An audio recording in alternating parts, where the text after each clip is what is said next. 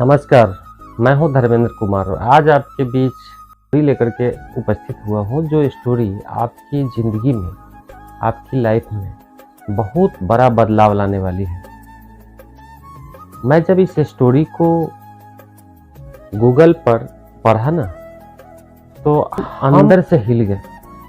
एक ऐसी स्टोरी है और हमसे रहा नहीं गया, तो मैंने सोचा कि क्यों ना आप लोगों के बीच इस स्टोरी को रखा जाए, आप लोग के बीच इसे शेयर किया जाए। तो आज वही स्टोरी हम सुनाने जा रहे हैं। आप लगे रहिए, जमे रहिए और हमारे वीडियो को एंड तक देखिए, अंत तक देखिए, तब समझ में आएगा कि ये स्टोरी क्या है। बात पुराने ज़माने की है। पुराने समय में एक राजा थे, जो राजा अपने राज की जनता से बहुत प्यार करते थे, बहुत प्यार करते थे। जनता के हर सुख हर दुख में शामिल होते थे। कहीं भी किसी भी प्रकार की अगर प्रॉब्लम जनता पर आती थी, तो राजा साहब तुरंत जनता के लिए उस काम को सॉल्व करने के लिए तत्पर हो जाते थे। जनता को दुखी देखना पसंद नहीं करते। एक बार की बात है कि राजा साहब के माइंड में एक बात है, क्यों ना हम इतना प्यार देते हैं, इतना सुख दुख में शामिल होते हैं, इतना लोगों को सब कुछ करते हैं, क्यों ना हम लोगों की परीक्षा लें, क्यों ना हम जाने कि यहाँ की जनता की मेरे प्रति क्या रिएक्शन है। राजा साहब निकले और निकल करके अपने राज के एक चौराहे पर जा करके एक बड़ा सा पत्थर, बीच चौराहे पर चारों तरफ से रास्ता था और बीच में ही उस पत्थर को रखवा दिया।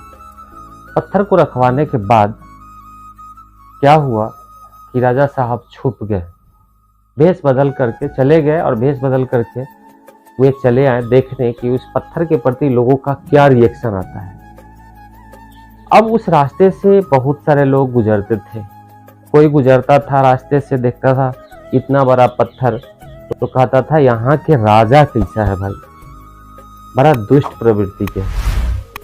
उसे समझ नहीं आता है कि यहाँ की जनता कितना आज इस पत्थर की वजह से तबाह है, इस पत्थर की वजह से दुख झेल रहा है। और इतना बोलते हुए वह निकल जाता था। कोई आता था तो वहाँ के शासक को, वहाँ के राजा को गाली देते हुए निकल जाता था। कोई आता था तो उस पत्थर को देखता था और कहता था ये क्या कर दिया, साला कल तक ठीक ठाक था, आज यहाँ पत्थर रखवा करके क्या हो गया, इससे क्या लोगों को फायदा होने वाला है।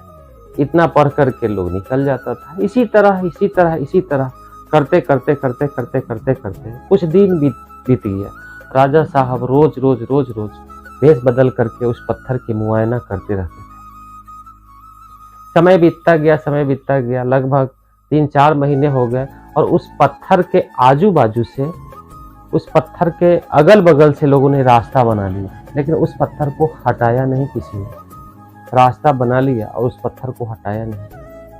हुआ यूं कि लगभग 3-4 महीने के बाद एक गरीब किसान आदमी उस रास्ते से हल बैल लेकर के अपना खेत जोतने के लिए निकला। जा रहा था तो देखा कि बीच चौराहे पर पत्थर पड़ा हुआ था।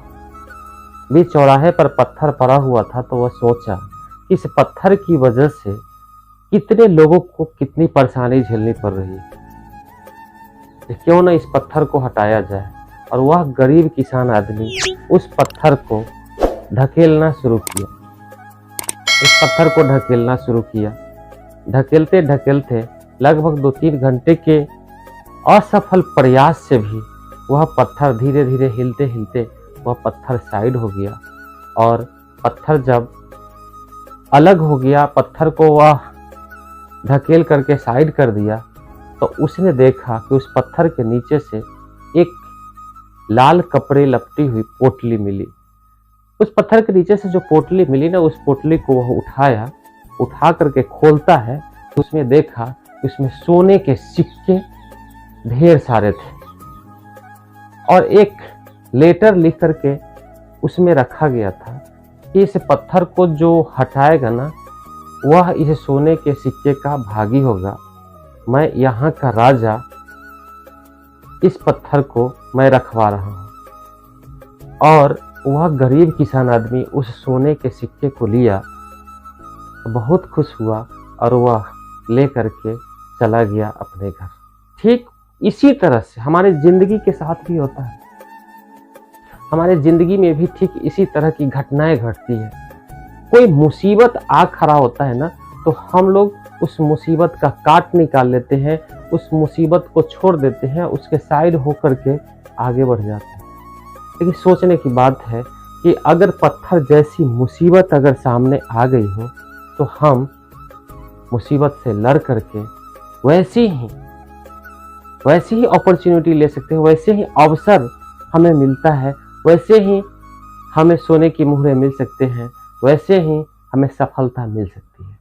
लेकिन अगर हम ऐसा न करते हैं, अगर हम साइड से होकर के निकल जाते हैं, अपनी समस्याओं से भागते हैं, समस्याओं का किसी और के ऊपर ब्लेम लगाते हैं, तो हमें कुछ मिलने वाला नहीं है। ये गॉड, ये अल्लाह, ये भगवान, ये ईश्वर जिसे हम मानते हैं, हमें बनाया है, तो हर हमारी मुसीबत के पीछे कुछ न कुछ राज बनाया है, और उस राज के बदौलत हम मुसीबतों से निखर जाते हैं, मुसीबतों से बहुत कुछ सीखते हैं। ये कहानी कैसी लगी आप हमें कमेंट करके बता सकते हैं। कहानी अच्छी लगी तो ज़्यादा से ज़्यादा लोगों तक इसे शेयर कीजिए। हो सकता है कि एक शेयर किसी और की लाइफ में एक कहानी इम्पैक्ट डाल दे। फिर मिलते हैं अगले दिन अगले वीडियो के साथ। हमारे चैनल को सब्सक्राइब जरूर कीजिए। अगले दिन अगले वीडियो के साथ। तब तक आप अपना ख्याल रखिए। धन्यवाद।